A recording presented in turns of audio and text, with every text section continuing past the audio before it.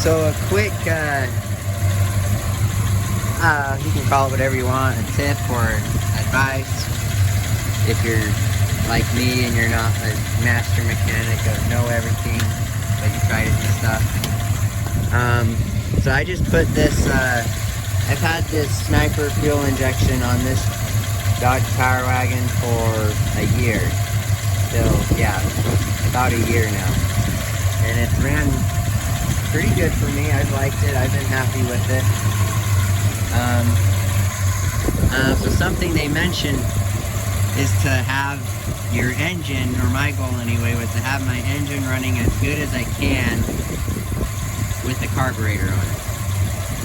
So try to get my air to fuel ratio as good as I could with it.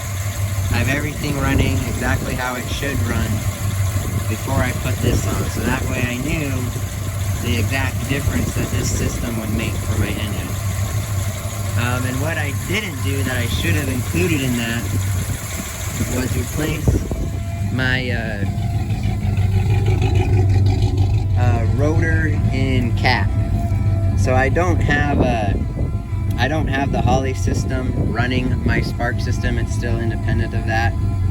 I kind of like it that way. And I have an MSD ignition system on it. But if you notice, so about a year ago, I probably should have replaced this along with the rotor. Just give it a general tune-up. And my wires, these wires are like 10 years old. They've done pretty good. I think this cap's like 5 years old, maybe 6 years old. Anyway, you can see in there,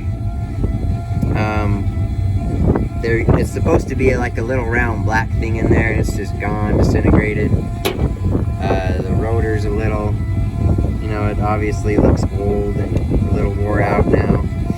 So that should have been something I should have replaced, because I started to have a couple little starting issues with it. With the Power Wagon, every now and then when I would drive it, it would kind of have a hard time starting until one day and then once it got going, it would run fine. And then one day I came out, that fire dried up, I went inside to grab something, came back out, my truck was just dead, it wasn't running. I was like, what the heck? And anyway, it ended up being it wasn't getting any spark, and so I'm thinking something in here just gave out and totally is gone, so it wasn't getting all the way through the system. Anyway, so there's just a tip for you if you're gonna put a aftermarket fuel injection system on. Have your engine running as good as you can with your carburetor, including your ignition system with the spark, and give it a tune-up, everything. Just have it as good as it can be with what you have, and then put your injection system on. I think it helps out a lot, and if you do have any problems, you can pinpoint